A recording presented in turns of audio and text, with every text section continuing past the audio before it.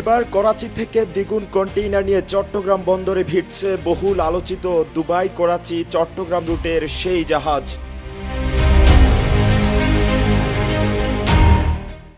Panama পতাকাবাহী MV yuan Jiang ফাজং নামের এই জাহাজ কি মালামাল নিয়ে বাংলাদেশে আসছে, এ নিয়ে জল্পনা কল্পনার গুজবের অন্ত নেই।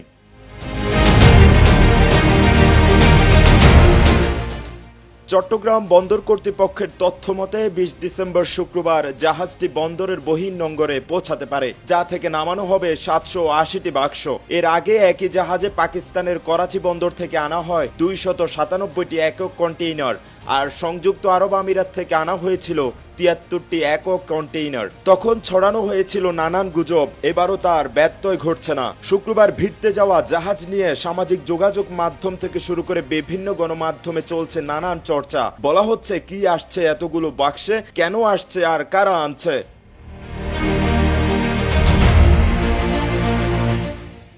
আলোচিত এমভি ইউয়ান জিয়াং ফাজং নামের জাহাজটি চালু করেছে দুবাইয়ের কন্টেইনার পরিচালনাকারী সংস্থা ফিডার লাইন্স ডিএমসিসি নামের একটি প্রতিষ্ঠান। দুবাই করাচি চট্টগ্রাম মালয়েশিয়া ইন্দোনেশিয়া ভারত দুবাই রুটে এটি মালামাল নিয়ে চলাচল করে। বাংলাদেশে এই জাহাজটির লোকাল এজেন্ট হিসেবে কাজ করে রিজেন্সি লাইন্স লিমিটেড নামের একটি প্রতিষ্ঠান। প্রতিষ্ঠানটির দেয়া তথ্য অনুযায়ী জাহাজটি দ্বিতীয়বারের মতো করাচি থেকে মালামাল নিয়ে চট্টগ্রাম বন্দরে ভিড়বে। এবার আগের তুলনায় দ্বিগুণের বেশি মালামাল বহন করবে।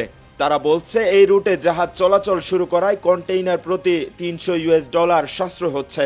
সময় বেঁচে যাচ্ছে অন্তত ৪ দিন।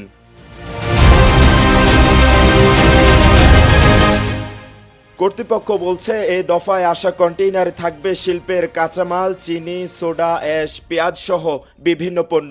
২ দিন কন্টেইনার লোড আনলোড শেষে এই জাহাজ বন্দর ত্যাগ করবে। ফিরতে নিয়ে যাবে ইন্দোনেশিয়া ও মালয়েশিয়ার জন্য ১,০০০ খালি কন্টেইনার।